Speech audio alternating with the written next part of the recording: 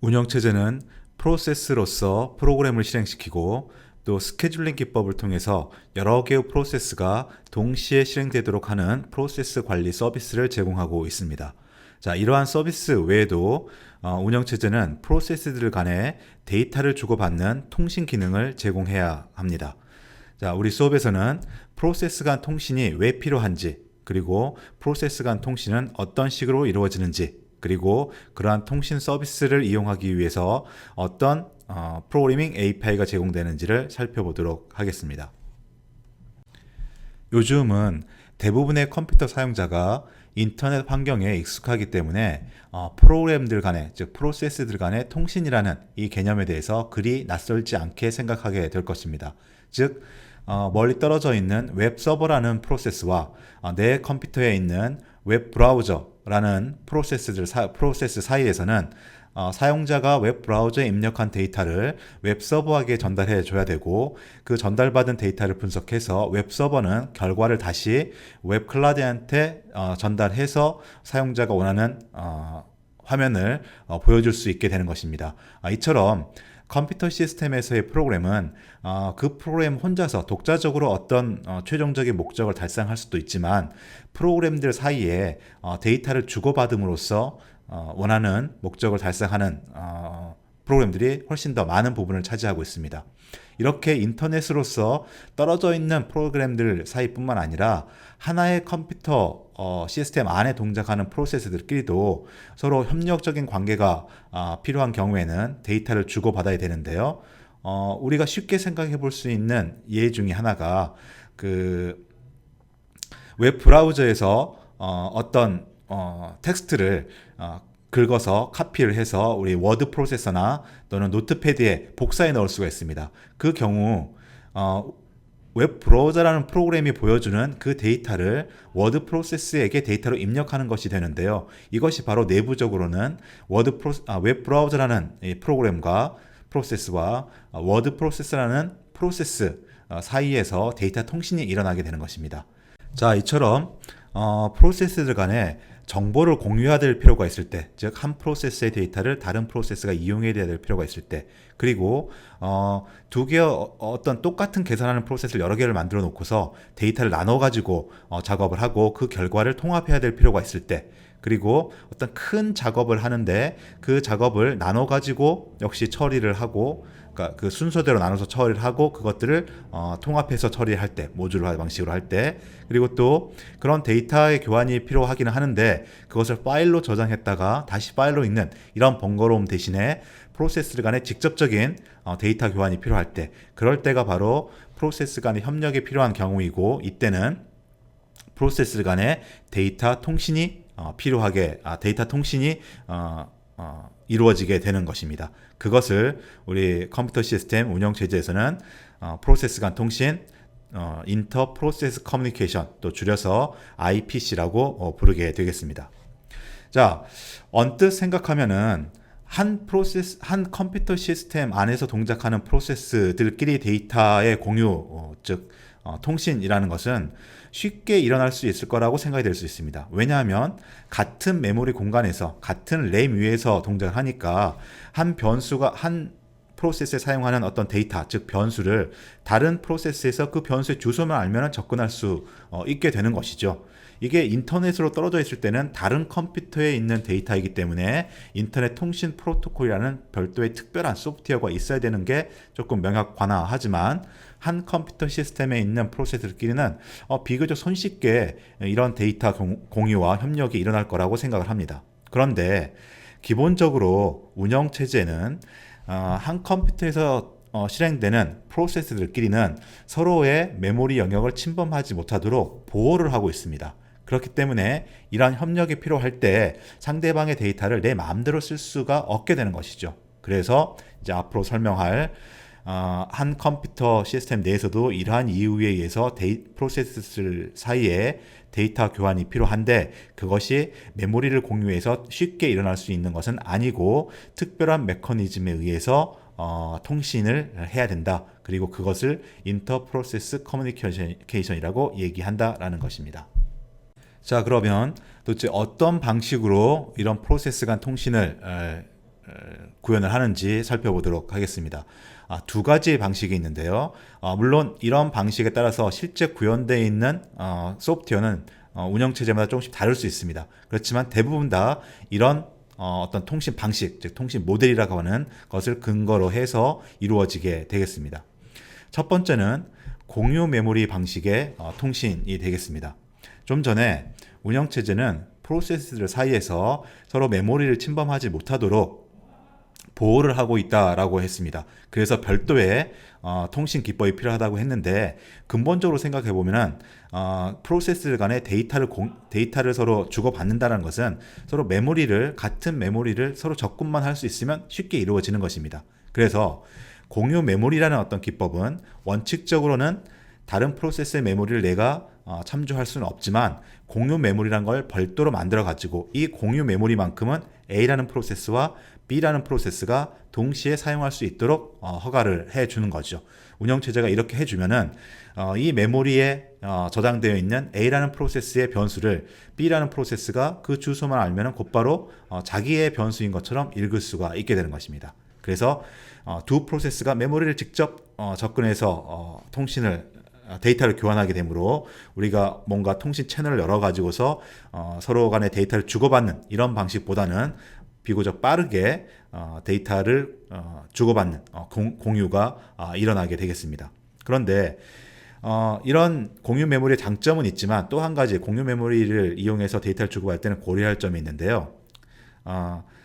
메모리를 공유하고 있기 때문에 내가 A라는 프로세스가 B라는 프로세스한테 뭔가 데이터를 전달할 때 이 메모리에 내가 전달할 데이터가 있는지 없는지를 B라는 프로세스는 알 수가 없다는 것입니다. 현재 이 메모리에 들어있는 데이터가 A라는 프로세스가 새로 넣어준 데이터인지 아니면 원래부터 있는 데이터인지를 B라는 프로세스는 알 수가 없다는 것이죠. 즉 A가 전달하는 시점과 B가 그걸 읽어가는 시점을 메모리만 공유해서는 맞출 수가 없는 것입니다. 그래서 공유 메모리를 이용하면 데이터를 서로 공유해서 주고받는 것은 매우 편리하게 할 수 있지만, 명확하게 내가 주어지는 데이터를 저쪽에서 정확하게 읽어가도록 하기 위해서는 내가 주는 시점과 상대 받는 쪽이 받는 프로세스가 받아가는 시점을 일치시켜주는 작업이 필요합니다. 그것을 우리는 동기화라고 얘기합니다. 그래서 공유 메모리는 데이터를 주고받는 속도가 매우 빠른 효과적인 방식이지만은 주는 시점과 받는 시점을 일치시키기 위한 별도의 동기화 메커니즘이 필요하게 되겠습니다. 두 번째 방법은 메시지 전달이라는 것입니다. 이것은 우리가 통신이라고 생각하는 모든 어떤 파라다임에서 근본적으로 사용하고 있는 방식이 되겠습니다. 사실 인터넷에서도 기본적으로는 메시지 전달이라는 방식을 쓰게 되는 것이죠. 즉 뭔가 통신을 하기 위한 채널이라는 게 존재하고, 즉 선이라는 게 존재하고, 그 두 선 끝에 통신을 하기 위한 두 개체, 여기서는 프로세스가 있는 것입니다. 그래서 그 선을 통해서 A라는 프로세스가 어떤 데이터를 선에다가 전달하는 것이고, B라는 프로세스는 그 선을 통해서 데이터를 읽어가게 되는 것입니다. 그것을 우리는 컴퓨터 한 운영체제 내에서의 데이터 통신에서는 메시지 전달이라고 얘기하고, 그 전달하는 선을 메시지 전달 채널이라고 얘기를 합니다. 그래서 이런 방식으로 이제 프로세스 간의 데이터를 주고받게 되면은 채널을 만들어야 되고, 그리고 내가 가지고 있는 데이터를 채널에다가 복사해 넣어야 되고, 또 그 채널에 있는 데이터를 읽을 프로세스가 가져가야 되고 하기 때문에 이런 채널을 만드는 데 있어 가지고서 오버헤드가 들고, 통신하는 데 있어서도 약간의 오버헤드가 들어갑니다. 그리고 어떤 메모리를 하나를 할당 받아주고 몽땅 데이터를 넣는 것이 아니라 채널에 한정된 만큼 한 바이트씩 혹은 한 섹터, 즉 512바이트씩 이렇게 정해진 사이즈만큼만 한 번에 전달할 수 있게 되는 제약점이 생기게 됩니다.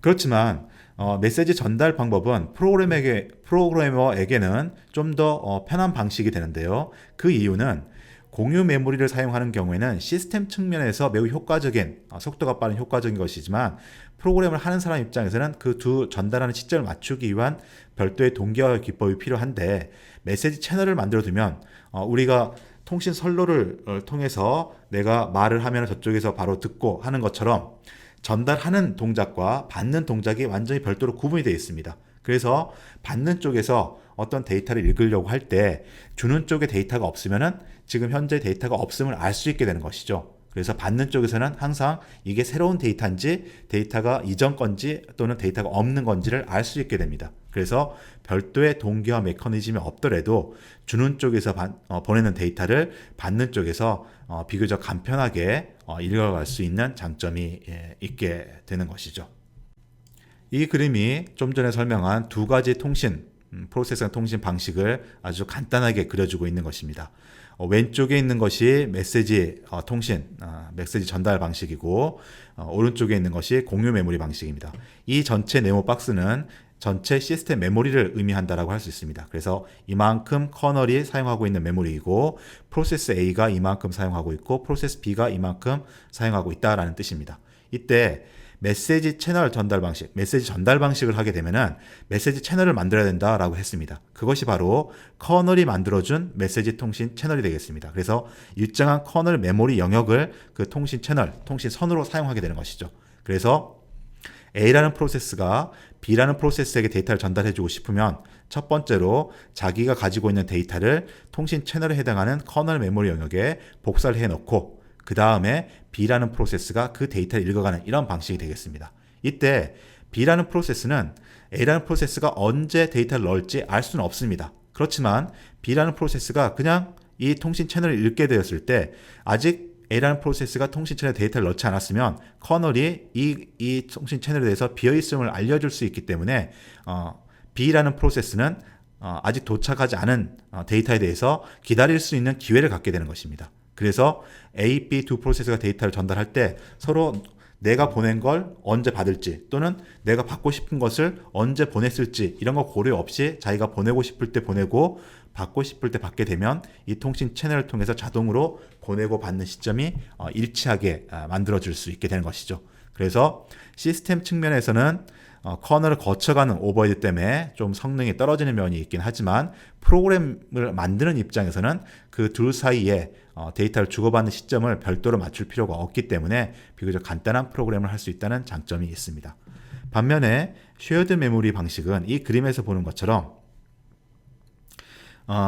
A라는 프로세스와 B라는 프로세스가 있는데 원래 A라는 프로세스가 가지고 있는 메모리 공간은 B라는 프로세스가 직접적으로 사용할 수 없습니다. 이것은 보호의 메커니즘에서 딱 규정되어 있는 것이죠. 그런데 커널의 통신 서비스를 이용해 가지고 이 중간에 쉐어드 메모리라는 영역을 하나 할당해 두면은 이 쉐어드 메모리는 A도 참조할 수 있고 B도 참조할 수 있는 것입니다. 그래서 만약에 A 프로세스가 B 프로세스에게 데이터를 전달해 주고 싶으면 A가 쉐어드 메모리 영역에다가 데이터를 갖다 쓰게 되고 B는 이 쓰여진 데이터를 읽어가면 되는 것입니다. 그래서 비교적 빠른 속도로 비교적이 아니라 아주 빠른 속도로 A 프로세스가 B 프로세스에게 뭔가 데이터를 전달해 줄 수 있는 방식이 되는 것이죠. 즉 커널을 거치지 않고 전달할 수가 있다는 것입니다. 자, 그렇지만 이 쉐어드 메모리를 쓰게 되면 A라는 프로세스가 여기에 갖다 놓은 것을 B라는 프로세스가 가져갈 때 이 데이터가 올바르게 들어있느냐를 B라는 프로세스는 알 수가 없습니다. 그래서 별도의 방법으로 A가 데이터를 여기다 넣은 다음에 자 데이터가 들어갔다라고 B한테 알려주면 그때서야 그 신호를 받고 B가 읽어가는 이런 방식으로 또 B가 읽어간 이후에 다음번 A가 채워넣을 수 있도록 신호를 주는 그래서 A가 무조건 여기다 채워넣지 않고 B의 신호를 받고 A가 다시 채워넣는 이런 동기화 메커니즘이 별도로 필요하게 되는 것이죠. 자, 그러면 이런 공유 메모리 통신 기법과 메시지 전달 통신 기법을 다시 한번 정리를 해보고 이제 각각의 통신 방식에 따라서 운영체제는 이런 통신을 할 수 있는 시스템 서비스, 즉 시스템 콜과 라이브러리 함수를 제공하고 있습니다. 그러면은 프로그래머는 자기 자신의 프로그램 안에 그런 시스템 콜 함수를 이용해 가지고 자기가 원하는 프로세스와 통신하는 코드를 만들 수 있게 되는 것이죠. 공유 메모리는 다시 한번 정리를 해보면은 두 프로세스 사이에 공유할 수 있는 메모리 부분을 만들어내게 되고 그것을 공유 메모리 세그먼트라고 합니다. 그리고 공유 받을 프로세스는 자기 자신의 메모리 주소 공간에다가 그 공유 메모리 세그먼트를 연결하는 작업을 만들게 됩니다. 그래서 이 그림을 보면은 중간에 있는 메모리라고 해서 비교적 간단하게 보이지만 한 프로세스 입장에서 보면은 공유 메모리는 조금은 복잡하게 만들어집니다. 아마 우리가 이전에 프로세스의 메모리 맵이라고 해가지고서 텍스트, 데이터, 힙, 스택 이렇게 한번 살펴봤을 겁니다. 그래서 각각의 프로세스는 이런 메모리 공간을 가지고 있고 실질적으로 이 메모리 공간 이외의 영역은 그 프로세스는 사용할 수가 없습니다. 자, 그럼 여기서 이제 의문이 공유 메모리라는 것이 마치 그림상에서는 밖에 여기가 A라는 프로세스이고 B라는 프로세스가 있으면은 이 두 프로세스 밖에 공유 메모리가 만들어지고 이 공유 메모리를 통해서 접근한다라고 그림을 그렸습니다. 그런데 실제 프로세스 메모리 상태에서는 아예 이 밖에 있는 메모리를 액세스할 수 없습니다. 즉 이쪽 밖에 있는 것, 이쪽 밖에 있는 거는 커널 메모리 영역이라서 액세스할 수 없는 거죠. 자, 그러면 도대체 이 공유 메모리 세그멘트라는 것은 이 놈의 정체는 뭐냐? 자, 이것은 우리가 가상 메모리를 좀 이해해야지 더 쉽게 알 수 있는데요. 일단 이렇게 생각해 보도록 하겠습니다. 이 자체가 어쨌든 다 가상 메모리이고 하나하나 부분은 실제 램의 일정한 부분에 할당이 되어 있는 것이죠. 그래서 이렇게 연결만 되어 있는데 이 공유 메모리조차도 OS에게 서비스를 요청해서 공유 메모리를 만들어 달라라고 하면은 실제 메모리에서 실제 램에서 일정한 부분을 공유 메모리에게 떼줍니다. 자, 그 다음에 이제 포인트가 이렇게 만들어진 공유 메모리는 별도의 메모리 주소 영역으로 존재하는 것이 아니라 내 메모리, 내 프로세스 메모리 영역에다가 이게 연결이 되게 됐습니다. 바로 그 부분이 어디냐면은 힙과 스택 중간에 있는 부분입니다. 힙과 스택 중간에 있는 부분. 그래서 이렇게 만들어진 공유 메모리를 만든 프로세스는 이 부분에 로 연결을 시켜주게 되는 것이죠. 그래서 내가 메모리 주소를 이쯤에 메모리 주소를 쓰게 되면, 그러니까 어떤 포인터 변수에다가 이쯤에 주소 값을 넣게 되면은 똑같이 이 프로세스 입장에서는 여기 있는 데이터를 액세스하는 거나 여기 있는 데이터를 액세스하는 거나 여기 있는 데이터를 액세스하는 거나 여기 있는 데이터를 액세스하는 거나 똑같은 방식으로 액세스가 되지만 이 부분을 액세스할 때는 공유 메모리를 액세스하게 됩니다. 그래서 이런 부분의 데이터는 B라는 프로세스가 접근할 수 없지만 이 부분에다가 내가 어떤 값을 저장해 놓게 되면은 B라는 프로세스가 이걸 액세스할 수 있게 되는 것이죠. 자, 그러면은 B라는 프로세스는 어떤 방식으로 이 부분을 액세스하느냐? 이제 처음에 공유 메모리를 만드는 프로세스는 이런 식으로 만들어 가지고 자기의 메모리 공간에 이것을 연결시키게 됩니다. 그러면 이제 이것을 같이 공유하는 B라는 프로세스는 일단 이 A라는 프로세스와 B라는 프로세스가 공유 메모리를 사용한다라는 정보는 알고 있어야 됩니다. 그래서 둘 사이에 어떤 약속이 있어야 되는 것이고 A가 공유 메모리를 만들었다는 것도 B는 알고 있는 상태여야 됩니다. 이것은 우리 인간 세계에서의 통신을 생각해보다 알 수 있듯이 A라는 사람이 B라는 사람한테 데이터를 주고자 할 때, 즉 전화 통화를 하고자 할 때 무작정 B하고 통화하고 싶어요 라고 해서 통화가 되는 것이 아니라 B의 전화번호를 알고 있어야 됩니다. 그리고 B도 A의 전화번호를 알고 있을 때 둘은 약속에 의해서 통신 채널이 연결되는 것이죠. 마찬가지입니다. 이렇게 아주 독립적인 프로세스인 것처럼 보이지만 공유 메모리이든 또는 메시지 전달이든 일단 통신을 하기 위해서는 그 통신을 하기 위한 공통된 어떤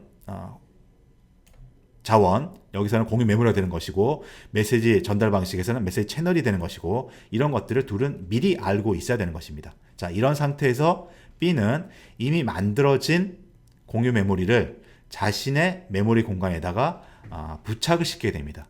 이때 연결시킨다고 했는데 부착시킨다라고도 얘기를 하게 됩니다. 그러면은 B는 공유 메모리를 새로 만들지 않고 이미 만들어져 있는 메모리를 자신의 메모리 영역에다가 연결시키게 되는 것이죠. 이때도 스택과 힙이 있으면 이 사이에 일정한 부분에 공유 메모리가 연결됩니다. 자, 이렇게 함으로써 이 프로세스의 이 주소 공간은 이 프로세스만 접근할 수 있는 어떤 부분이 되고 이 프로세스의 이 주소 공간은 이 프로세스만 접근할 수 있는 어떤 공간이 되는데 A라는 프로세스에서의 이 부분, B라는 프로세스의 이 부분은 똑같은 위치를 가리키고 있기 때문에 A라는 변수가 여기다가 쓰여준 어떤 변수값 하나는 B라는 프로세스가 그 해당하는 주소, 위치를 읽게 되면 똑같은 데이터를 읽게 되는 것입니다.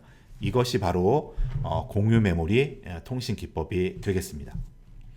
그래서 이제 이런 채널을 열기 위해서는 이 메모리에 한해서는 두 프로세스가 보호의 제약을 없애는 커널의 서비스가 있어야 되고요. 또 앞에서도 얘기했지만 이렇게 손쉽게 공유는 할 수 있지만 진짜 이제 전달을 한다라고 했을 때 내가 여기다가 값을 쓴 것이 진짜 지금 내가 전달할 것인가, 읽으려고 하는 것이 내가 진짜 읽어갈 것인가를 알 수 있는 수단이 필요합니다. 그래서 값을 써놓고 읽어가라라고 알려주고 그 다음에 값을 읽어간 다음에 내가 읽어갔으니까 다음 거 써라라고 알려주는 그런 동기화 메커니즘이 필요하게 되는 것이죠.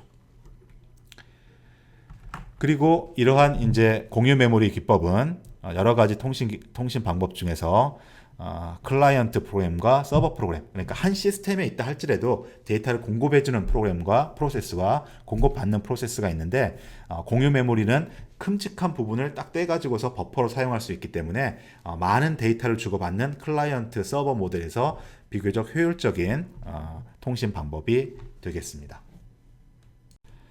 자, 이 슬라이드에서 보여주고 있는 몇 개의 함수, 4개의 함수가 제공되는데요. 이 함수가 바로 리눅스에서 일반적으로 제공하는 쉐어드 메모리 통신을 하기 위한 함수들이 되겠습니다.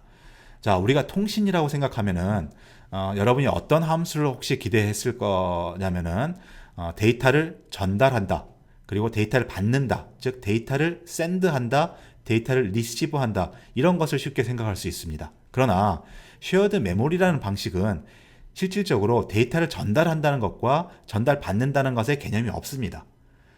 메모리를 공유하고 있는 양쪽의 프로세스는 자기 프로세스 입장에서만 보면은 그냥 자기가 할당받은 메모리일 뿐입니다. 실질적으로 우리가 지금 이 데이터 통신에서의 예제는 수업 시간 중에 다뤄보지는 않고 제가 강의 자료 게시판에 예제 코드로서 제공을 하는데요. 여러분이 이 코드를 열어가지고 보시면은 처음에 공유 메모리를 설정하는 데까지는 이런 시스템 서비스를 이용하지만 그 다음에 그 공유 메모리 이용해서 데이터를 전달할 때는 별도의 시스템 함수를 사용하지 않고 내가 전달받은 공유 메모리로서 만들어진 그 메모리에다가 데이터를 쓰고 그 메모리에서 데이터를 읽어가는 이런 방식으로 동작을 하게 됩니다. 그래서 마치 코드는 다이나믹 메모리 알로케이션 한 것처럼 그냥 어떤 포인터, 할당받은 포인터 값 하나만 이렇게 받은 것이고 거기에다가 데이터를 쓰고 읽고 하는 것이 됩니다. 그래서 여기에서 보여주고 있는 공유 메모리를 서비스하기 위한 함수들은 바로 뭐냐면은 그 공유 메모리 채널이라고 얘기하면 좀 앞에서 얘기한 거가 모순이 되는데요. 공유 메모리라는 어떤 데이터 통신 수단을 처음 설정하는데 혹은 그 통신 수단을 없애는데 필요한 서비스를 제공하는 것입니다. 그래서 여기 shared memory get이라는 함수는 처음에 shared 메모리를 생성하는 그런 작업을 하게 되는 함수이고요. shared memory attach는 여기서 이렇게 만들어진 공유 메모리를 내 프로세스 메모리 공간에다가 부착시키는 것입니다. 그리고 shared memory detach는 부착된 메모리를 떼내는 것이 되는 거고요. shared memory control은 그 공유 메모리에 대해 가지고 여러 가지 제어 작업을 할 수 있는데 그 대표적인 것이 이 만들어졌던 공유 메모리를 없애는 것이 되겠습니다. 그래서 다시 여러분이 이 코드를 한번 살펴보면은 또 느낄 수 있을 텐데요. 공유 메모리를 만들어서 쓰는 이 프로그램은 한 프로세스 입장에서만 보면은 마치 다이나믹 메모리 알로케이션 하는 것과 거의 유사합니다. 다이나믹 메모리 알로케이션 할 때는 별도로 메모리를 생성해 놓고 그 다음에 그것을 받는 이런 작업이 하는 것이 아니라 그냥 메모리를 생성하면서 바로 받는데 단지 차이점은 공유 메모리는 공유 메모리를 생성하는 작업과 그 공유 메모리를 내 메모리 공간에 부착시키는 즉 내 메모리 공간에서 이 공유 메모리가 어떤 주소에 쓰이고 있느냐, 즉 다이나믹 메모리 알로케이션에서 넘겨받는 포인터를 만들어주는 그 함수로서 이렇게 나눠져 있다라는 것이죠. 그리고 그 이후에는 여기서 넘겨받는 포인터를 가지고서 데이터를 쓸 수가 있게 되는 것입니다. 이때 두 프로세스가 동일한 공유 메모리를 사용하기 위해서는 여기서 보여주는 shared memory ID를 같은 것으로 사용하면 됩니다. 이 shared memory ID는 처음 만들 때 이 키 값을 같은 것으로 주면은 shared memory get 이라는 함수가 리턴하는 것이 바로 shared memory id가 되는 것이고요. 이 id를 같은 아이디를 이용해서 어태치를 하게 되면은 서로 다른 프로세스이지만 같은 메모리를 자기의 메모리 공간에다가 부착시켜서 주소를 얻게 되는 것입니다. 예, 이 정도로 우리 공유 메모리 서비스 함수는 설명을 하고요. 실제로 우리가 프로그램을 수업 시간에 예제로 해보지는 않고 제공되는 코드를 여러분이 관심 있으면 한번 살펴보기 바랍니다. 이 그림은 좀 전에 제가 이제 이렇게 좀 투박하게 그림을 그리면서 도대체 공유 메모리란 것이 내 메모리 공간에서는 어디에 위치한 것인가를 설명을 드렸는데요. 바로 그것을 보여주는 그림이 되겠습니다. 그리고 이 그림은 바로 또 역시 예제 프로그램 안에 들어있는 shared memory location.c라는 이 프로그램을 실행시키면 우리가 알 수 있는 그림이 되겠습니다. 그래서 이 shared memory location.c에서는 각각 데이터 영역에 해당하는 변수의 주소를 찍어봅니다. 포인터를 얻어가지고 그래서 전역 변수의 주소를 찍어보고 또는 다이나믹하게 알로케이션 받은 메모리 포인터의 주소를 찍어보고 그 다음에 로컬 변수의 주소를 찍어보고 또 그 다음에 shared memory get 하고 어태치한 다음에 shared memory 주소를 찍어봅니다. 그러면 그 주소 값들이 쭉 나열되어 있는 걸 볼 수 있는데 이 나열되어 있는 것의 순서를 살펴보면 이 전체 메모리 공간에 이런 식으로 배치되어 있는 것들, 즉 글로벌 변수는 이쪽 위치에, 로컬 변수는 이쪽 위치에, 그 다음에 다이나믹 메모리 알로케이션 한 것은 이쪽 위치에, 그리고 주소 값을 비교해 보면은 shared 메모리는 중간쯤의 위치에 들어가 있는 것을 알 수 있습니다. 그래서 여러분이 이 프로그램을 실행시켜서 그 결과값을 보고 이런 그림을 그려볼 수가 있을 것입니다. 자, 다음에 메시지 전달 방식의 통신을 조금 더 자세히 살펴보면요. 일단 메시지 전달 방식은 shared 메모리와 같이 두 프로세스가 메모리 자원을 직접 공유하지 않고 커널의 서비스를 이용해서 통신합니다. shared 메모리도 처음 shared 메모리를 만들 때는 커널 서비스를 이용하지만 그 이후에는 직접 메모리를 프로세스와 프로세스가 서로 공유해서 통신을 이루게 되는 것이죠. 그런데 메시지 전달은 처음 채널을 만들 때도 커널의 서비스를 이용하지만 나중에 데이터를 주고받을 때도 항상 커널을 통해서 데이터를 주고받게 됩니다.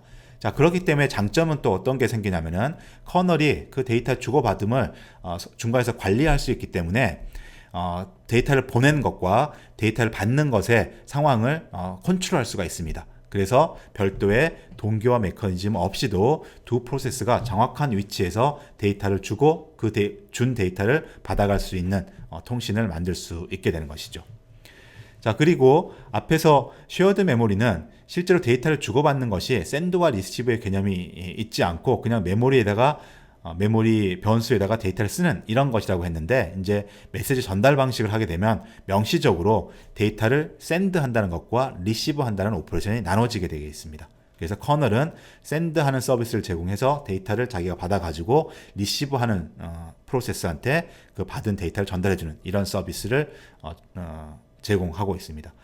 이때 이제 단점이 바로 커널이 중간에 거치기 때문에 데이터 복사가 한 번 더 일어나서 느려진다는 것과 이렇게 이제 샌드라는 오퍼레이션을 사용하기 때문에 메모리를 무한정 크게 줄 수 있는 것이 아니라 메시지 채널의 크기만큼만 줄 수가 있습니다. 그래서 메시지의 크기가 무한정 크게 할 수 없다라는 이런 좀 제약점이 있을 수 있습니다.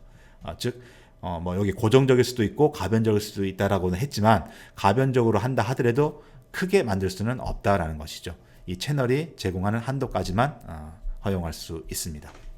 다음에 이런 메시지 전달 통신을 실제로 구현할 때는 샌드와 리시브를 어떻게 수행하느냐에 대해서 서로 다른 방식을 선택할 수가 있는데요. 먼저 상대방을 어떤 식으로 지정하느냐에 따라서 직접과 간접 방식이 있을 수 있고 그 다음에 데이터를 주고받는 시점을 어떻게 맞추느냐에 따라서 동기식과 비동기식 방식이 있습니다. 그리고 보통 통신을 할 때 서로 두 개체 사이에서의 속도를 맞춰주기 위해서 버퍼링이라는 걸 하게 되는데요.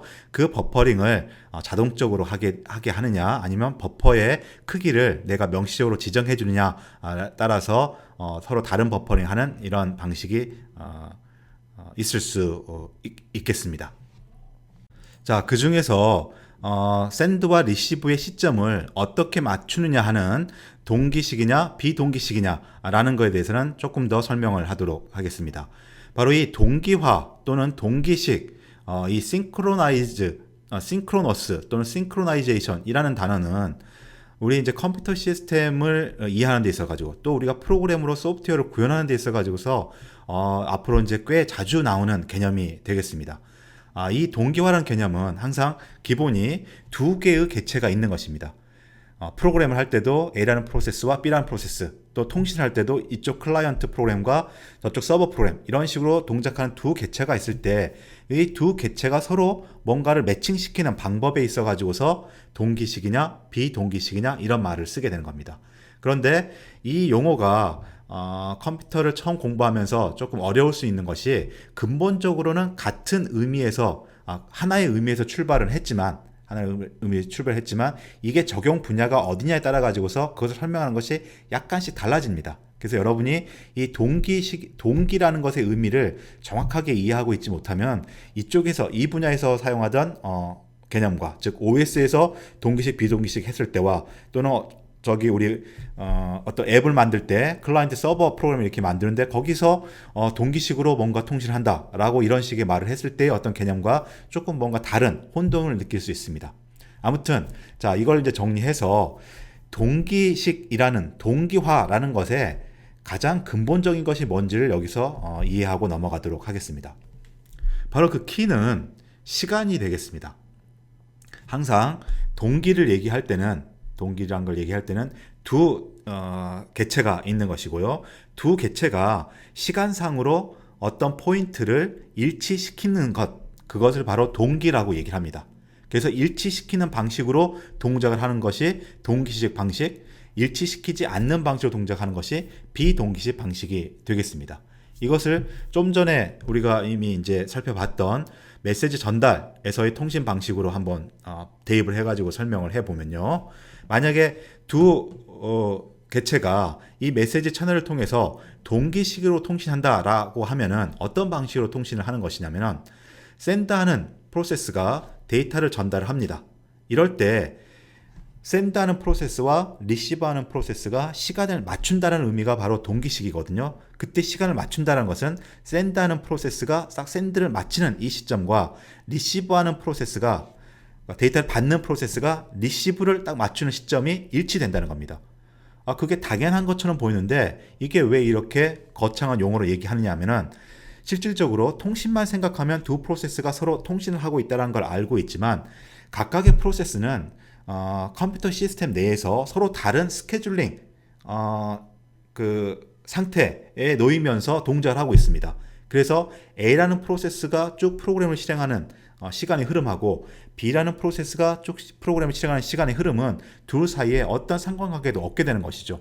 그래서 내가 그 A라는 프로세스 어떤 중간에 B한테 데이터를 전달하기 위해서 샌드라는 코드를 집어넣어 놨을 거고, B라는 프로세스에는 어디선가 A 프로세스부터 데이터를 읽기 위해서 리시브라는 이 시스템 콜 함수를 넣어놨을 것입니다. 그런데 두 프로세스가 그냥 독립적으로 프로세싱이 되면서 동시에 실행이 되면은 그 샌드라는 시스템 콜이 호출되는 시점과 리시브라는 시스템 콜이 호출되는 시점은 절대로 같을 가능성이 없게 되는 거죠. 우연히 같을 수는 있겠지만은 같지 않을 가능성이 훨씬 많아지는 겁니다. 즉 A라는 프로세스가 먼저 실행돼 가지고 샌드가 먼저 일어날 수 있는 것이고, 샌드를 하지 않았음에도 불구하고 B라는 프로세스가 스케줄링을 좀 더 빨리 돼 가지고서 리시브를 할 수도 있게 되는 것입니다. 이때 동기식 통신을 한다는 것은 샌드와 리시브를 이 통신 서비스를 제공해주는 커널의 통신 모듈이 강제적으로 일치를 시켜준다는 것이죠. 즉 내가 리시브 하려고 시스템 콜을 호출했는데 이 리시브 하려고 하는 메시지 전달 채널에 샌드 해놓은 데이터가 없다라는 것입니다. 그렇게 되면은 리시브는 바로 리턴을 하지 않고 기다리게 된다는 것이죠. 만약에 데이터가 이미 이전에 있었다면 이 리시브는 바로 데이터를 받고 리턴하게 되는 것입니다. 자, 그래서 리시브가 데이터를 받아가는 시점하고 나중에 샌드를 하는 시점, 혹은 샌드를 미리 해놨다 하더라도 샌드가 리턴한 시점과 리시브가 리턴한 시점이 일치하게 되는 겁니다. 샌드 입장에서도 내가 샌드를 하게 되면은 상대방이 리시브를 언제 할지를 모르기 때문에 그냥 리턴할 수가 있는데, 동기식으로 통신을 만들게 되면 내가 샌드를 했을 때 이 데이터를 상대방이 읽어가지 않으면 기다리게 만들어준다는 것이죠. 그래서 샌드를 먼저 하던 리시브를 먼저 하던 결국 이 메시지 전달 채널에 의해 가지고서 샌드의 리턴 시점과 리시브의 리턴 시점이 일치하게 된다는 것입니다. 이것이 바로 동기식 통신이 되겠습니다.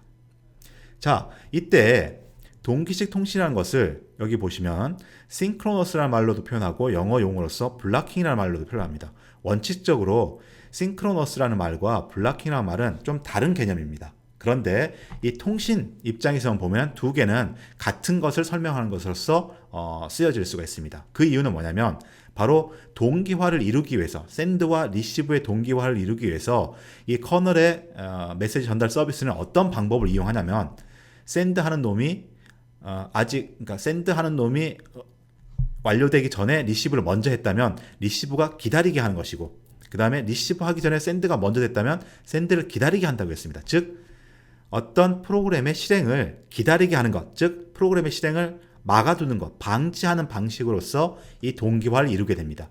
그 막는 방법을 우리는 보통 컴퓨터 용어에서 블락이라고 얘기를 합니다. 뭔가를 막는다는 것이죠. 블락킹이라고 이렇게 얘기를 하는 것이죠. 그래서 메시지 전달 방식에서의 동기식 통신은 블락킹 통신이다 라고도 얘기를 한다는 것입니다.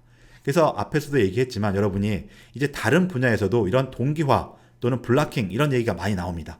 그런데 이럴 때 그것의 근본적인 의미가 두 개체 사이에서의 어떤 정해진 시점을 맞추는 것이다 라는 것을 잘 이해하면은 그것의 동작을 싱크로노스 블락킹이라는 개념으로 여러분이 이해하는데 많이 어렵지는 않을 것입니다. 자, 반대라기보다는 상반되는 개념으로서 비동기식 통신을 만약에 한다면 이건 용어로서는 어싱크로너스 통신 방법 또는 블락킹을 하지 않는 non 블락킹 통신 방법이라고 얘기합니다. 이 경우는 어떻게 동작하냐면 이쪽 A 프로세스와 B 프로세스가 샌드하고 리시브하는 시점을 맞추지 않는다라는 것이죠. 그래서 만약에 샌드하는 놈이 먼저 실행이 됐다면 상대방이 그 샌드한 데이터를 다 읽어가지 않았더라도 나는 샌드만 하고 바로 리턴을 해버린다는 겁니다. 리시브 입장에서도 원하는 데이터가 있으면 그 데이터를 갖고 리시브와 리턴하게 되겠지만, 만약에 아직 상대방이 샌드를 하지 않아가지고 원하는 데이터가 없을 때 이때 기다리고 있는 것이 아니라 그냥 리턴을 해버린다는 것이죠. 그때는 그냥 데이터가 없는 널 데이터를 수신하고 다음 작업을 실행을 해버리게 됩니다. 그래서 이런 비동기식 통신을 하게 되면 통신의 입장을 놓고 보면은 좀 정확한 데이터를 주고받는데 문제가 있을 수 있습니다. 자, 그런데 왜 비동기식 통신이라는 게 여기 하나의 고려사항으로 들어가 있느냐? 어떤 데이터의 경우에는 나는 그냥 던져만 놓고 지나가 버리고 나중에 가져갔는지는 확인 안 해도 된다. 즉 한 번만 전달하면 된다라고 생각할 수가 있는 것이고요. 또 받는 것도 데이터가 전달되어 있는 게 있으면 받는 것이고, 상대방이 전달한 데이터가 없으면 데이터가 없구나 하고 그 다음을 넘어갈 수 있는 어떤 이런 협력 관계의 알고리즘이 있을 수가 있습니다. 이럴 때는 기다리고 있기보다는 자기가 할 일만 하고 그대로 진행해 버리는 게 좀 더 유리한 거 되는 것이죠. 유리하다는 것은 기다림이 없기 때문에 각 프로세스 입장에서는 실행 시간을 단축할 수 있게 되는 것입니다. 그런 방식으로 통신하는 것이 비동기식이고요. 여러분이 또 다른 분야에서 비동기식 통신을 얘기할 때 어떤 말을 듣게 되냐면, 동기식 방식으로 또는 블락킹 방식으로 뭔가를 처리하는 것보다는 비동기식 방식, non 블락킹 방식으로 처리하는 것이 성능이 좋다라는 말을 하게 될 겁니다. 그때 동기식이라는 말이 용어가 나왔는데 뭔가를 맞추는 얘기를 하지 않고 성능 얘기를 한다라고 해가지고 여러분이 혼동이 될 수 있다는 것입니다. 그렇지만 이 같은 맥락상에서 비동기식이라는 것은 그 시점을 맞추기 위해서 기다리는 것이 없기 때문에 각각의 프로세스 입장에서 좀 더 빠르게 자기 다음에 할 일을 할 수 있게 되는 것이죠. 그래서 성능 얘기를 하게 되는 것입니다. 나중에 혹시 나오게 되면 그런 점을 혼돈하지 말기 바랍니다. 관련된 걸 다음에 있는 랑드비라는 용어는 우리 그 운영체제 이론 책에서 이제 소개되고 있는 용어인데요. 일반적인 OS에서 쓰지 않는 경우도 있습니다. 그래서 수신이 모두 동기신 경우에는 샌드와 리시브가 항상 일치가 된다. 그래서 랑데뷰, 어떤 시점에서 만난다라는 의미로서 랑데뷰라는 말을 표현하고 있습니다. 자, 이 슬라이드에서 보여주고 있는 이 4개의 함수는 리눅스에서 메시지 전달 기능을 제공하는 시스템 콜 서비스들이 되겠습니다. 아까 쉐어드 메모리 같은 경우는 쉐어드 메모리를 만드는 쉐어드 메모리 SHM-get이 있었고, 그 만들어진 메모리를 내 메모리 공간에 어태치하는 것, 이런 오퍼레이션이 있었습니다. 그리고 실제 데이터를 주고받는 것은 그냥 일반적인 우리가 변수의 데이터를 쓰는 어떤 특정한 함수가 아니라 이런 작업이라고 했는데, 메시지 전달인 경우에는 비슷한 방식으로 처음에 메시지 채널을 만드는 메시지 get을 호출하게 되는 것이고요. 그 다음에는 명시적으로 send와 receive가 있게 되는 것입니다. 즉 같은 키값을 가지고서, 이 키값은 프로그램을 처음 코딩할 때 상수값과 같은 것으로서 고정해 놓게 됩니다. 그래야지 두 개의 프로세스가 같은 메시지 채널 아이디를, 메시지 큐 아이디를 넘겨받게 되는 것이죠. 아무튼 그렇게 해서 동일한 메시지 아이디를 넘겨받게 되면은 그 두 프로세스는 메시지 샌드, 메시지 리시브라는 오퍼레이션으로서 데이터를 주고받게 되는 것입니다. 마치 파일 IO에서 파일 라이트와 파일 리드와 거의 같은 함수 구조를 갖게 됩니다. 그래서 샌드 같은 경우는 라이트에 해당하는 것으로서 이 데이터를 이만큼 사이즈로 이 채널에다가 써라라는 것입니다. 그러면 커널이 관리하고 있는 어떤 메모리 영역에 이 데이터가 복사가 되는 것이고요. 누군가가 메시지 리시브해서 읽어가게 되면 큐 방식으로서 맨 앞에 샌드 했던 것부터 차근차근 이 메모리 영역에 이 사이즈만큼씩 읽어가게 되는 것입니다. 그리고 메시지의 컨트롤은 쉐어드 메모리 컨트롤처럼 이 만들어진 메시지 채널을 이제 삭제하는 용도로 쓰이게 되겠습니다. 자, 이거 역시 우리가 수업 시간을 통해서 실제 예를 실습해 보지는 않을 것이고요. 수업 자료에 제공되어 있는 메시지 q serve.c와 메시지 q client.c 이 두 개의 프로그램을 컴파일해 보면은 두 개의 프로그램이 동일한 키를 이용해 가지고 메시지 채널을 만들어서 샌드하고 리시브하는, 즉 서버가 파일을 읽어서 클라이언트에 전달해 주면 클라이언트가 그 파일 데이터를 받아서 새로운 파일로 만드는, 결과적으로는 파일이 복사되는 효과지만 두 프로세스 사이에서의 통신을 통해서 파일이 복사되는 예를 여러분이 한번 살펴볼 수가 있을 것입니다. 이와 같이 프로세스 간 통신 방법으로는 메모리를 공유한다든가 아니면은 통신 채널을 이용해서 메시지를 전달하는 두 가지가 기본적인 방식이 되겠습니다. 여러분이 앞으로 네트워크 수업이나 또 통신 프로그램을 작성할 때 사용하는 여러 가지 통신 기법들도 이 기본적인 두 가지 기법, 특히 이 중에서도 메시지 전달 기법이 확장된 것이라고 이해할 수가 있겠습니다. 자, 그러면 또 다른 통신 기법 하나를 이제 소개할 텐데요. 파이프라고 하는 이 통신 기법은 초기 유닉스가 개발되고 사용될 때 제한됐던 프로세스 간 통신 기법인데요. 요즘은 별도의 통신 기법이라고 간주하기보다는 메시지 전달 방식의 한 일종이다라고 얘기하고 있습니다. 그래서 기본적인 통신 방법은 공유 메모리와 메시지 전달 두 가지 방법이 있는 것이고, 이 파이프는 메시지 전달의 한 일종으로서, 즉 통신 채널을 여러 가지 방식으로 만들 수 있는데 그 중에 하나가 파이프라는 것입니다. 이 파이프라는 것은 여러분이 쉘을 사용할 때도 용어를 한번 들어봤다시피 우리가 프로세스 간의 데이터를 전달하는데 비교적 쉬운 코딩으로서 구현할 수 있기 때문에 우리 수업에서 이 특성을 살펴보고 예제를 통해서 실습을 해보도록 하겠습니다. 파이프의 종류에는 보통 파이프와 지명 파이프라는 것이 있는데요. 앞에서 얘기한 것처럼 간단한 통신 방법이라고 얘기를 할 때는 이 보통 파이프를 지칭하고 있습니다. 그래서 보통 파이프라는 것은 공유 메모리나 아니면은 메시지 채널 같은 별도의 통신 수단을 만들어서 이용하는 것이 아니라 우리가 기존에 익히 알고 있는 파일의 개념을 통해 가지고서 두 프로세스 사이에 데이터를 주고받게 됩니다. 그래서 그 사용법이 간단하다는 것이고요. 대신 그 간단한 메커니즘을 가지는 대신에 사용상의 제약이 있는데, 가장 큰 제약이 부모와 자식 프로세스 관계에 있는 두 프로세스끼리만 통신을 할 수 있습니다.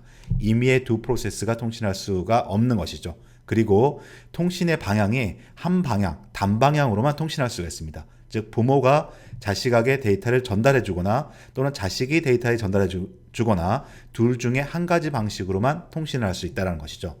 그래서 이런 사용은 간단하나 통신상에 약간의 제약이 있는데 그 제약을 극복하기 위해서 만든 것이 지명 파이프, 네임드 파이프입니다. 이것은 보통 파이프란 것은 기존의 파일 IO를 이용해서 통신을 해서 간단한데 이것은 운영체제 메모리 안에 존재하는 가상의 파일을 이용하는 것입니다. 그런데 지명 파이프라는 것은 실제 파일 시스템에 존재하는 어떤 파일을 이용해서 통신을 하는 것이죠. 그래서 그 파일 이름만 알면은 부모 자식 관계가 아닌 프로세스들끼리도 통신을 할 수 있고 그 파일을 이용해 가지고서 양방향으로도 통신을 할 수 있게 되는 것입니다. 그래서 좀 더 일반적인 통신을 파이프를 이용한 통신을 수행할 때는 이 네임드 파이프를 이용하지만 우리가 간단히 두 프로세스 사이에서 데이터를 주고받을 때는 이 보통 파이프를 이용해 가지고서 파일 IO를 하듯이 통신을 할 수 있는 것이 파이프의 특성이 되겠습니다. 자, 그럼 파이프를 이용한 프로세스 간 통신의 동작 방식을 조금 더 자세히 살펴보도록 하겠습니다. 파이프를 이용한 통신이라 할지라도 일종의 데이터 통신이기 때문에 데이터 전달이 이루어지기 전에는 통신을 위한 수단을 먼저 마련해야만 합니다. 공유 메모리와 메시지 전달 기법에서는 공유 메모리 혹은 메시지 채널이라는 별도의 통신 수단을 마련했었는데요.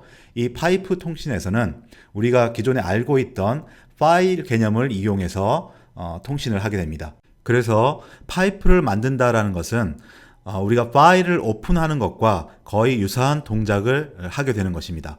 다만 이 파이프라는 것은 저장 장치에 실제로 존재하는 파일이 아니라 커널이 관리하고 있는 메모리에 가상적으로만 존재하는 파일이 되겠습니다.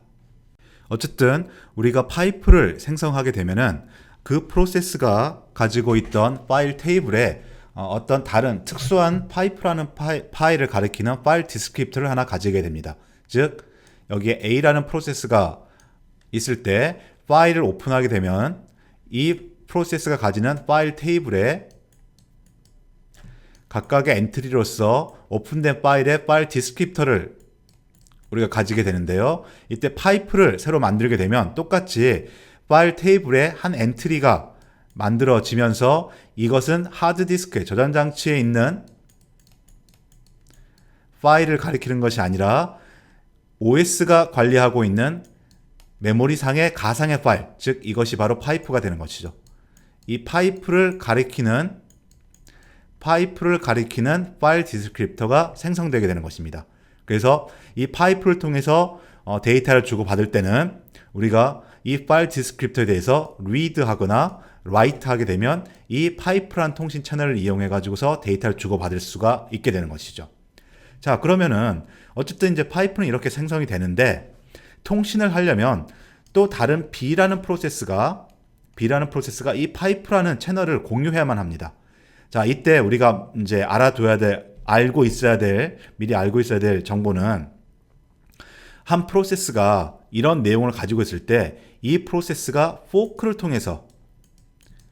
포크를 통해서 자식 프로세스를 만들게 되면 이 프로세스가 가지고 있는 메모리 내용이나 관리하고 여러 가지 부가 정보들이 그대로 복사가 되기 때문에 파일 테이블도 똑같이 복제가 됩니다. 그래서 파이프를 먼저 이렇게 만들어 두고 그 이후에 포크를 하게 되면 포크로 만들어진 B라는 자식 프로세스에서는 똑같이 파일 테이블을 가진데 포크하는 순간에 파일 테이블 정보를 그대로 복사하게 되고 그 중에 있는 이 하나는 B에서는 비록 파이프를 만들지 않았지만 똑같이 이것을 가리키고 있는 내용을 바라볼 수가 있게 되는 것이죠. 그래서 A라는 프로세스와 자식 프로세스인 B라는 프로세스가 동일한 파이프를 이용해 가지고서 여기다 데이터를 넣고 B가 읽어가고 하는 방식으로 통신을 할 수 있게 되는 것입니다. 자, 이런 방식으로 동작하기 때문에 비교적 간단하게 파이프를 만들 수 있게 되는 것이고요. 그리고 데이터를 전달하는 방식에 있어서도 메시지 전달에서의 채널은 별도의 메시지 샌드와 메시지 리시브라는 시스템 콜을 이용했었습니다. 그런데 이것은 파이프라는 통신 채널이 파일 디스크립터로서 만들어져 있기 때문에 별도의 통신을 위한 함수를 이용하는 것이 아니라 우리가 이미 알고 있던 파일 입출력 함수, 즉 read, write 등등을 이용해서 통신을 할 수 있습니다. 그래서 프로그램 구현이 조금 더 좀 쉬워진다는 장점이 있는 것이죠. 다만 파이프를 이용한 통신은 파일 테이블의 내용이 복사되는 부모 프로세스와 자식 프로세스 사이에서만 파이프를 공유해서 통신할 수 있다는 제한점이 있고요. 또 한 가지는 애초에 파이프를 만들 때 한쪽 방향으로만 데이터가 흘러가도록 이렇게 만들었습니다. 그래서 겉으로 보면은 A라는 프로세스가 파일 디스크립터를 하나 할당을 받고요. 똑같이 복제가 돼서 B라는 프로세스도 파일 디스크립터를 갖고 있고 이것이 똑같이 파이프를 가리키고 있기 때문에 우리가 익히 알고 있는 파일 디스크립터라면 이 파일 디스크립터를 이용해서 read, write를 다 할 수 있는 것입니다. 그런데 커널이 애초에 파이프를 만들 때 내부적으로 한쪽 방향으로만 데이터를 전달되도록 만들었기 때문에 우리는 이 파일 디스크립터를 write용으로만 쓰고 이 파일 디스크립터는 read용으로만 써야 합니다. 자, 그래서 실제로는 이런 혼돈을 하나의 파일 디스크립터를 어쩔 때는 read, 어쩔 때는 write를 쓰느냐 이걸 혼동을 막기 위해서 실제로 파이프가 만들어질 때는 두 개의 파일 디스크립터를 동시에 만들어줍니다. 그래서 두 개의 파일 디스크립터가 다 파이프를 가리키도록 만들어주는 것이죠. 그래서 하나는 read 전용으로, 하나는 write 전용으로 사용하게 됩니다. 그래서 이것이 포크를 통해서 복사가 됐을 때 부모 프로세스는 이 중에 write 하는 놈만, 자식 프로세스는 read 하는 놈만 사용하도록 함으로써 한쪽 방향으로 데이터 전달이 이루어지도록 하는 것이죠. 자, 이때 이게 한쪽 방향으로만 데이터 전달이 이루어지지만 그 방향이 이렇게 되느냐, 이렇게 되느냐는 파이프를 생성할 때 결정되지는 않습니다. 왜냐하면 부모 프로세스와 자식 프로세스가 둘 다 read 하는 것, write 하는 것, read 하는 것, write 하는 걸 둘 다 가지고 있기 때문에 사실 부모가 write 하는 쪽에다 쓸 수 있는 것이고요. 부모가 read 하는 쪽에서 읽을 수가 있는 것입니다. 그래서 이 둘 중에 하나만 선택해서 사용하도록 이렇게 제한을 주고 있는 것이고 이 선택은 프로그래머가 포크한 이후에 임의로 선정을 할 수 있는 것입니다. 그래서 포크한 다음에 부모가 write 쪽을 선택을 하고 자식이 read 쪽을 선택하면 이런 방향으로 데이터가 전달되는 것이고 포크한 다음에 부모가 read 하는 쪽을 선택하고 자식이 write 하는 쪽을 선택하게 되면 이쪽 방향으로 데이터가 전달되게 되겠습니다. 자, 이것은 모든 것이 다 프로그래머의 책임에 달려 있습니다. 그래서 여러분이 파이프를 프로그램할 때는 이게 다 우리한테 제공되지만 이렇게 방향이 실수가 일어나지 않도록 주의 깊게 코딩을 해야만 하는 필요성이 있겠습니다. 아래에 있는 이 그림이 바로 이러한 파이프의 동작 방식을 그려주고 있는 것입니다. 좀 화살표가 여기저기로 엇갈려 있어가지고 혼동이 되는데요. 바로 이 그림으로 이해하시면 되겠습니다. 중간에 파이프란 매개체가 있고 이쪽이 페어런트 프로세스의 파일 테이블, 이쪽이 차일드 프로세스의 파일 테이블입니다. 그래서 똑같이 파일 디스크 두 개가 리턴이 되는데 실제 값은 어떤 값이 넘어올지는 모르죠. 이게 5, 6 이렇게 넘어올 수도 있는 것이고 10, 11 이렇게 넘어올 수도 있는 것입니다. 그렇지만 우리가 그 둘 중에 하나, 그 두 개를 엔트리가 두 개 있는 어레이로 이렇게 받게 되는데요. 일반적으로 그 어레이 중에 앞쪽에 있는 것은 read 전용인 것이고 뒤쪽에 있는 것은 write 전용입니다. 그래서 이게 포크를 하게 되면 똑같이 복사가 되기 때문에 child도 앞쪽에 있는 거 하나, 뒤쪽에 있는 거 하나를 가지게 되는 것이죠. 이때 4개가 있는 것처럼 보이지만 실제는 2개가 있는 것이고 그 방향을 결정하기 위해서 페어런트는 둘 중에 하나만 써야 되고 child는 둘 중에 하나지만 페어런트가 사용하지 않는 것을 하나만 써야 됩니다. 그래서 페어런트가 이쪽을 선택하고 child가 이쪽을 선택하면은 여기에 보여지는 것처럼 이제 방향은 좀 거꾸로 돼가지고 이렇게 되는 거지만 실제 데이터는 이렇게 흘러가는 걸로 되는 것이고요. child가 이쪽을 선택하고 페어런트가 이쪽을 선택하게 되면 여기 화살표 방향대로 데이터가 이렇게 전송되게 되겠습니다. 자, 이 슬라이드에서 보여주고 있는 파이프라는 이름의 함수가 바로 파이프 통신 채널을 생성하는 함수가 되겠습니다. 파이프는 파일 디스크립터를 이용한다라고 했기 때문에 오픈과 유사한 방식으로 채널을 생성한다라고 했는데요. 실제로는 저장 장치에 저장된 파일을 오픈하는 것은 아니기 때문에 우리가 알고 있는 오픈 시스템 콜을 사용하지 않고 파이프라는 별도의 시스템 콜을 이용합니다. 파이프 함수의 수행 결과로서는 오픈과 마찬가지로 생성된 파일 디스크립터가 리턴되는데요. 파이프는 하나의 파일 디스크립터를 리턴하는 것이 아니라 두 개의 파일 디스크립터를 리턴하기 때문에 이 리턴 값이 아닌 인자를 통해서 만들어진 파일 디스크립터를 넘겨주게 되겠습니다. 그래서 인티저의 배열을 인자로 받게 되는 것이고 여기는 두 개의 엘리멘트가 들어갑니다. 그래서 첫 번째 디스크립터는 읽기 전용이 되는 것이고 두 번째 엘리먼트에 들어가는 디스크립터 번호가 쓰기 전용이 되는 것입니다. 이것은 반드시 지켜줘야만 하는 것이고요. 우리가 겉으로 봐서는 그냥 인티저인 파일 디스크립터이지만 리드 라이트를 엇갈려서 쓰게 되면은 그 리드 라이트가 에러가 되는 식으로 동작하게 되겠습니다. 그래서 이 파이프를 통해서 두 프로세스가 통신을 할 때는 동일한 파이프를 A라는 프로세스와 B라는 프로세스가 모두 각각 두 개의 파일 디스크립터로서 가리키게 되는데요.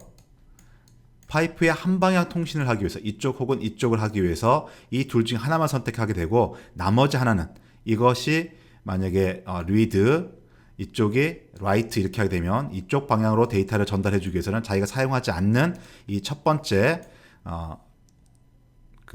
첫 번째가 아니라 어레이에서의 1번 인덱스로 나타내는 이 값 그리고 0번 인덱스로 나타내는 이 값은 close, 즉 우리가 알고 있는 파일 시스템에서의 close를 해주는 것이 안전한 통신을 하기 위한 기본적인 코딩 방식이 되겠습니다. 우리가 예제 프로그램을 통해서 이러한 기본적인 코딩 패턴을 한번 익혀보도록 하겠습니다. 앞에서도 설명을 이미 했지만 이런 파이프를 이용한 통신이 부모 자식 간의 통신으로서 활용될 수 있는 이유는 부모가 만들어 놓은 파이프임에도 불구하고 포크를 해서 자식 프로세스를 만들게 되면 부모의 모든 그 프로세스 이미지 내용과 프로세스를 관리하기 위한 제반 정보, 문맥 정보가 그대로 복사된다고 했습니다. 그래서 그것을 우리는 여러 가지 것들 중에서 열린 파일, 즉 부모가 가지고 있던 파일 테이블, 이 파일 테이블이 되는 거죠. 파일 디스크립터들이 쭉 들어있는 이 테이블이 자식 프로세스에 복제된다. 즉 이것을 우리는 상속을 받는다라고 이렇게 얘기를 합니다. 그 특성을 활용하는 것이 되겠습니다. 그래서 우리가 파이프를 이용한 통신을 프로그램할 때는 포크하기 전에 파이프를 먼저 생성해 놓고 그 다음에 포크하는 게 일반적인 방식입니다. 만약에 우리가 두 부모 자식 간의 파이프 통신을 한다고 해서 먼저 포크를 해놓고 그 다음에 부모가 파이프를 만들게 되면 이미 포크를 해서 포크를 할 때는 똑같은 게 만들어졌지만 포크한 이후에는 이 프로세스와 이 프로세스는 또 독립적인 수용을 하기 때문에 그 이후에 파이프를 만들게 되면 자식 프로세스는 그것을 볼 수가 없게 되는 것이죠. 그래서 이 열린 파일을 포크를 통해서 상속하는 특성을 활용해야 되기 때문에 보통 우리가 파이프를 이용한 프로그램을 할 때는 파이프를 먼저 생성하고 그 다음에 포크를 호출하는 게 맞는 방법이 되겠습니다. 그리고 이 슬라이드에는 적지 않았지만 우리가 앞에서 배운 exec이라고 하는 프로세스 제어에 관련된 함수가 하나 더 있었습니다. 이거는 프로그램을 실행하는 것이죠. 여기서 하나의 프로세스가 동작하고 있고 여기 파일 테이블도 있고 하는데 이 순간 exec을 하게 되면 원래 있던 내용이 다 사라진다라고 했습니다. 그런데 그때 사라지는 것은 이 프로세스의 이미지인 텍스트와 데이터 이런 부분들이고 이 프로세스의 기본적인 제어 구조는 프로세스 ID 같은 제어 구조는 그대로 가지고 있습니다. 그때 열린 파일 테이블도 이 파일 테이블도 똑같이 또 유지가 됩니다. 그래서 포크뿐만 아니라 exec을 하는 경우에도 exec 하기 전에 오픈되어 있던 파일 디스크립터들이 exec을 한 이후에도 그대로 사용되는 것입니다. 우리가 프로그램 하나 만들었을 때 0번, 1번, 2번 디스크립터는 스탠다드 인풋, 스탠다드 아웃풋, 스탠다드 에러로 자동적으로 쓸 수 있다고 했습니다. 이것이 바로 한 프로세스에서 새로운 프로그램을 실행시켰지만 미리 오픈해 놓은 0번과 1번, 2번은 그대로 쓸 수 있게 되는 것이죠. 그래서 여러분이 앞으로 이제 꼭 이 통신뿐만이 아니라 시스템 유닉스, 리눅스에서 시스템 프로그램을 할 때는 포크 exec 이후에 파일 테이블은 똑같이 그대로 유지가 된다는 이 개념을 잘 알고 있어야 되겠습니다. 아무튼 파이프를 이용한 통신에서도 이 특성을 잘 활용해 가지고 여러분이 원하는 기능을 코딩할 수 있겠습니다. 이 그림은 파이프를 이용한 프로그래밍의 대표적인 예가 되겠습니다. 바로 쉘에서 두 개의 프로그램을 실행시켜서 한 프로세스의 스탠다드 출력이 다른 프로세스의 스탠다드 입력으로 들어가도록 하는 파이프 기능이 되겠습니다. 그래서 스탠다드 출력과 스탠다드 입력을 연결시키기 때문에 통신이라기보다는 파일 IO처럼 보이겠지만 결국 실제 저장 장치에 들어있는 파일을 이용하는 것이 아니라 메모리 상태에서 LS 이 앞에 있는 프로세스의 어떤 결과물이 데이터가 뒤에 있는 프로세스의 데이터로 들어가야 되기 때문에 통신의 개념이 적용되는 것입니다. 그것을 파이프를 통해서 만들게 되겠습니다. 그런데 이때는 이 쉘에서의 파이프를 구현할 때는 단순히 파이프만 만든다고 되는 것이 아니라 그 기능 자체가 스탠다드 출력, 스탠다드 아웃풋을 스탠다드 인풋을 연결해야 되기 때문에 파일 연산과도 같이 연결이 돼야 되겠습니다. 그래서 일단 그림을 통해서만 이 구현을 어떻게 하는지 대략적으로 살펴보면은 쉘은 이 프로그램을 실행시키기 위해서 각각 포크를 하고 이그젝을 합니다. 그래서 이 경우에는 두 개의 프로세스를 동시에 실행시키기 때문에 쉘이 포크를 두 번 하고 각각의 자식 프로세스에서 LS를 이그젝, sort를 이그젝 이렇게 하게 됩니다. 자, 그런데 이 둘 사이의 관계를 파이프로 연결해야 되기 때문에 포크와 이그젝을 하기 전에 미리 순수로 치면은 파이프를 부모 프로세스가 먼저 만듭니다. 그 이후에 포크를 하게 되면 이 프로세스가 이 파이프를 이용할 수 있는 것이고 또 이후에 포크를 또 하게 되면 이 프로세스도 똑같이 이 파이프를 이용할 수 있게 되는 것입니다. 그래서 파이프는 하나이지만 세 개의 프로세스가 이 파이프를 공유하는 것처럼 보입니다. 그런데 파이프는 한 방향으로만 데이터를 전달할 수 있다고 했습니다. 그래서 부모 프로세스는 이 전체를 관장하기 위해서 부모 프로세스가 파이프를 만들어 두고 포크 한 번, 포크 두 번 이렇게 하면서 부모 프로세스는 이 파이프를 실제로 사용하지는 않게 되겠습니다. 그래서 파이프를 생성했지만 부모 프로세스는 이 파이프를 가리키고 있는 파일 디스크립트를 모두 클로즈 해버리는 것이고요. 이제 남아있는 두 프로세스가 이 파이프를 통해서 이쪽 방향으로 연결되도록 통신을 하게 됩니다. 자, 기본적인 파이프는 파이프를 가리키는 파일 디스크립트를 이용해서 데이터를 넣고 또 파일 디스크립트를 이용해서 읽어가게 됩니다. 그런데 이 쉘에서의 파이프는 어떤 파이프를 가리키는 파일 디스크립터로 LS가 출력을 하는 것이 아니라 스탠다드 아웃풋으로 출력을 하게 됩니다. 그리고 sort도 파이프에서 읽는 것이 아니라 스탠다드 인풋으로부터 데이터를 읽게 됩니다. 그래서 단순히 파이프만 만들었다고 해서 이런 식의 표준 출력과 표준 입력이 연결되는 이 쉘 기능의 파이프는 만들 수가 없습니다. 이때 우리가 이제 또 추가로 활용해야 되는 기술이 파일 디스크립트의 복제가 되겠습니다. 그래서 스탠다드 출력에 대해서 내가 만들어 놓은 이 파이프 파일 디스크립터를 스탠다드 출력에 복사해 놓고 또 이쪽은 스탠다드 입력에 대해서 내가 만들어 놓은 파이프의 입력 쪽을 복사해 놓습니다. 그래서 LS가 화면으로 출력을 하고자 하는데 그것이 화면으로 출력되는 것이 아니라 파이프로 출력되게 만드는 것이고 sort는 화면에서 키보드에서 뭔가를 읽고 싶은데 그게 키보드에서 읽는 것이 아니라 이 파이프를 통해서 읽도록 파일 디스크립터가 복제가 되는 것이죠. 이렇게 하게 되면은 부모 프로세스인 쉘이 만들어 놓은 파이프를 두 프로세스 사이에 연결을 지을 수 있는데 그 파이프 디스크립터를 스탠다드 아웃풋과 스탠다드 인풋에 듀플리케이션 시킴으로 해가지고 LS가 스탠다드 출력, 표준 출력으로 출력하는 데이터가 파이프로 들어가고 sort가 표준 입력에서 읽는 것이 파이프에서 읽도록 해서 두 프로세스의 표준 출력과 표준 입력이 연결되는 효과를 낼 수 있는 것입니다. 이 구조는 여러분이 마이쉘 프로젝트 3단계에서 프로세스를 실행하는데 두 개의 프로세스를 만들어서 이렇게 쉘 명령어에서 파이프 기능을 구현하는 요구사항이 있습니다. 그것을 구현할 때 이 설계 개념을 그대로 적용해야 되겠습니다. 수업 시간에는 간단한 예에 대해서 이러한 파이프를 통한 두 프로세스 간의 통신을 한번 실습해 보고 그 코드를 이해함으로써 여러분이 프로젝트를 수행하는데 참고가 될 수 있도록 하겠습니다.